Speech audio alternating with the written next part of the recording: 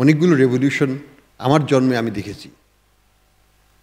ছাত্র হিসাবে 69 মুভমেন্ট, 71-এর আন্দোলন, 71-এর স্বাধীনতা আন্দোলন, পরবর্তীতে আবার বিভিন্ন ব্যর্থতা, বিভিন্ন ইস্যুর কারণে আমরা আবার 75-ও দেখলাম, 81-এর রক্তাক্ত দেখলাম, পরবর্তীতে আবার আমরা দেখলাম 1991-এর আন্দোলন, 2007-এর পরিবর্তন এবং 2024-এর গণ অভ্যুত্থান।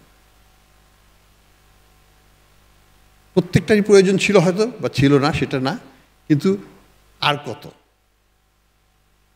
আমরা কি শুধু আন্দোলনই করে যাব, শুধু রেভলিউশনই করে যাব, নাকি আমরা একটা সমাজ ব্যবস্থা বন্দোবস্ত যেটা চাইব সেটা পার্মানেন্ট হোক, সেটা চিরস্থায়ী হোক, সেটা চাইব? আমি মনে করি যে এখানে আমাদের রাজনীতিবিদদের এবং আমাদের যে রাজনীতি সেটার ব্যর্থতা তো আছেই, সেটাকে অস্বীকার করা যাবে না। এবং এইটার কারণেই কিন্তু প্রতি কিছুদিন পর পর জনগণকে আবার সামনে চলে আসতে হচ্ছে, বিপ্লব করতে হচ্ছে এবং পরিবর্তন আনতে হচ্ছে। আমরা এই অবস্থা থেকে উত্তরণ ঘটাতে চাই।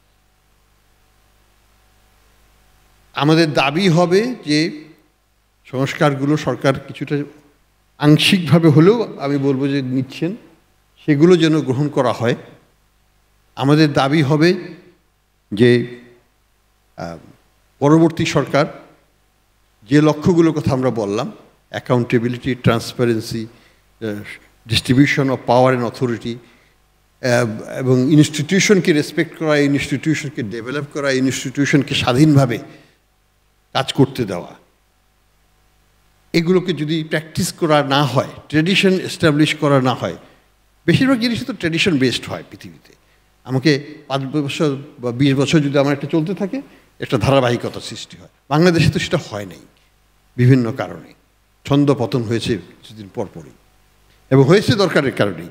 কারণ আগের যে সিস্টেমটা ছিল সেটা হয়তো টেনেবল ছিল না, সেটা সহনীয় ছিল না, যে কারণে এটা হয়েছে। যে কারণেই হোক না কেন, আবারও আমরা রেভলিউশন দেখতে চাই না। আমরা চাই যে পরিবর্তনটা হলো 24-এর, সেটা থেকে যে ফলশ্রুতিটা আমরা পাবো সেটা যেন আমাদের আগামী দিনের জন্য একটা চিরস্থায়ী নতুন বন্দোবস্ত নিয়ে আসে, যেটার মাধ্যমে বাংলাদেশ তার ওই $1 ট্রিলিয়ন ইকোনমি কিছুদিনের মধ্যে পৌঁছাতে পারবে। বাংলাদেশের যে সামাজিক ব্যবস্থা, আমাদের যে ফাইন্যান্সিয়াল ইনক্লুসিভনেস, সামাজিক ইনক্লুসিভনেস, আমাদের যে অধিকার এবং আমাদের যে করাপশনের প্রতি যে প্রবণতা, এগুলো থেকে আমরা বের হয়ে এসে একটা সুন্দর সমাজ ব্যবস্থা করতে পারব।